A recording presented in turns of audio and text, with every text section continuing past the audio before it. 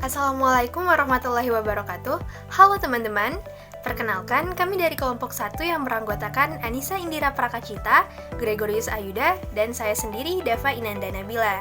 Di sini kami akan menjelaskan mengenai tantangan penyiaran digital Indonesia dalam Undang-Undang Cipta Kerja. Seperti yang kita ketahui bahwasanya selama ini ada undang-undang yang mengatur tentang penyiaran di Indonesia, yakni Undang-Undang Nomor 32 Tahun 2002. Namun, sejak tanggal 5 Oktober 2020 lalu, telah disahkan Undang-Undang Cipta Kerja atau yang lebih akrab kita kenal dengan Omnibus Law.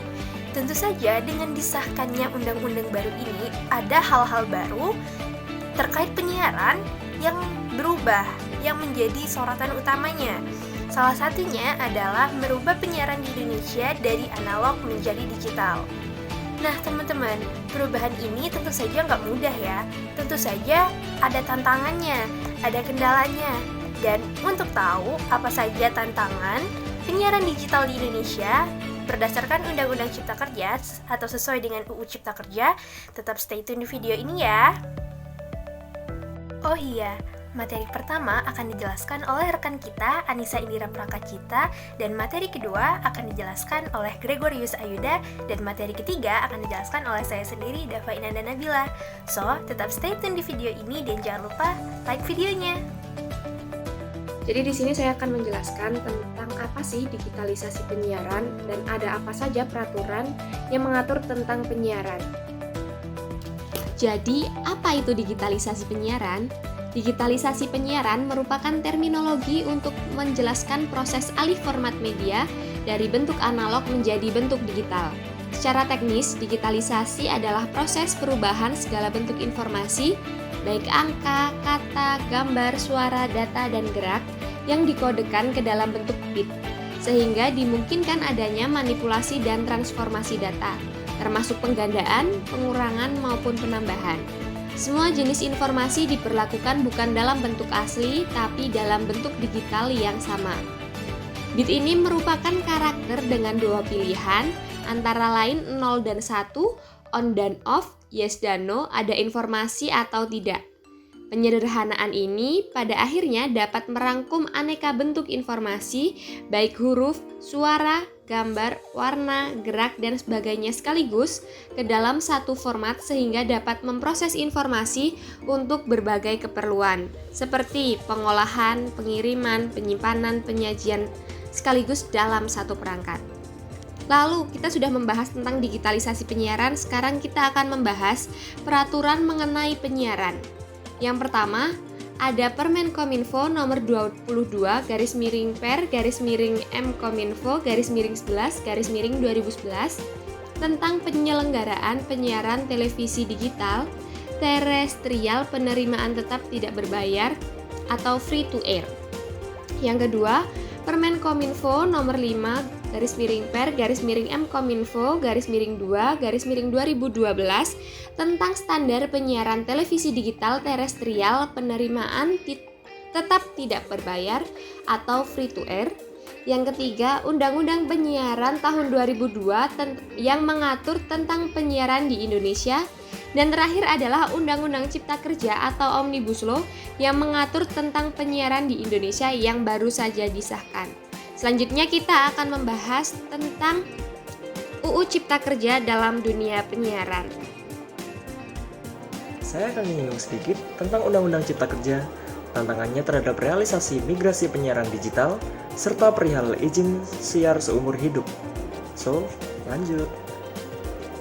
Saat ini, telah disahkan Undang-Undang Cipta Kerja yang juga mengatur tentang penyiaran Indonesia.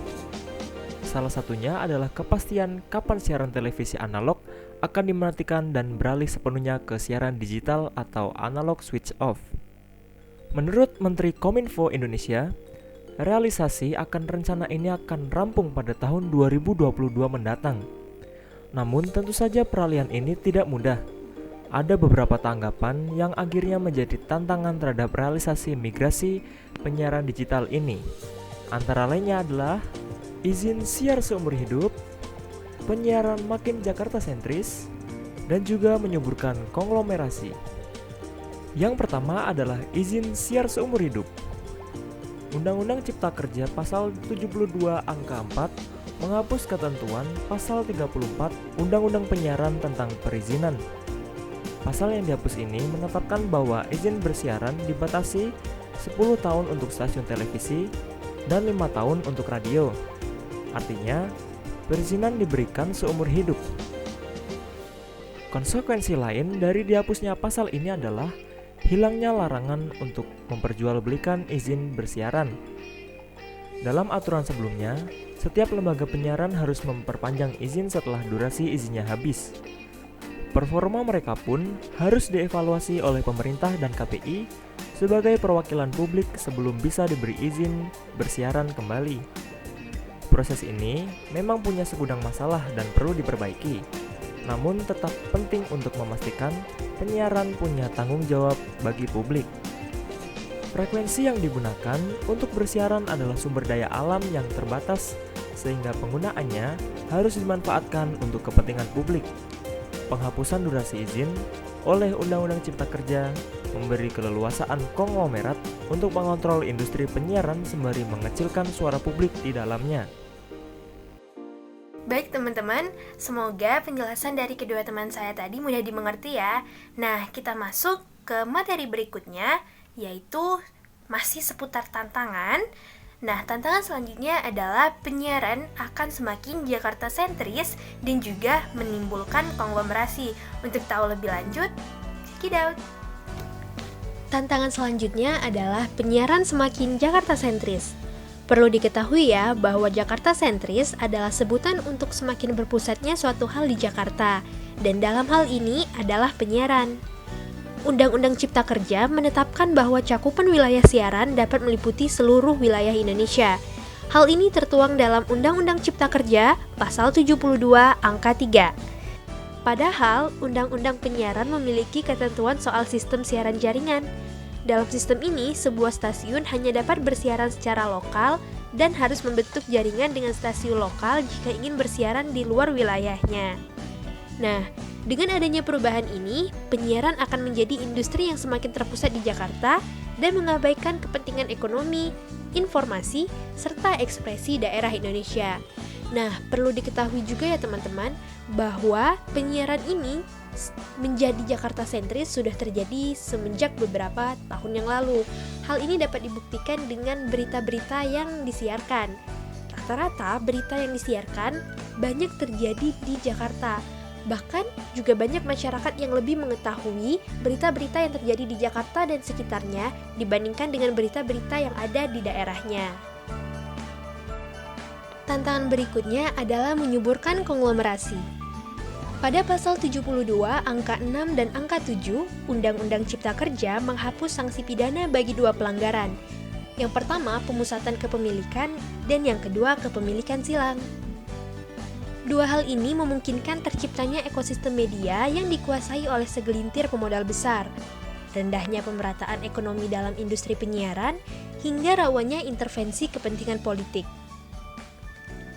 Oh iya, penghapusan sanksi pidana juga dapat mengakibatkan semakin banyak iklan minuman keras, rokok, zat adiktif, dan hal-hal yang bertentangan dengan kesusilaan di radio dan televisi. Larangan iklan terhadap eksploitasi anak di bawah umur juga dapat menyuburkan praktik-praktik eksploitasi anak dalam kegiatan bisnis. Dengan perubahan ini, pemusatan kepemilikan dan kepemilikan silang memang masih menjadi perbuatan yang melanggar hukum. Tapi tidak ada lagi hukuman jika ada pihak yang melanggar. Jadi kesimpulan yang dapat kami ambil dari pembahasan kita kali ini adalah terciptanya UU Cipta Kerja ini membuat tantangan baru khususnya di dunia penyiaran. Dan kita sebagai kaula muda yang sedang mempersiapkan diri untuk di dunia kerja ke depannya harus bisa menambah skill dan kompetensi supaya bisa bersaing dan menunjukkan kualitas diri yang terbaik untuk ke depannya. Sekian dari kelompok kami, kurang lebihnya mohon maaf. Wassalamualaikum warahmatullahi wabarakatuh.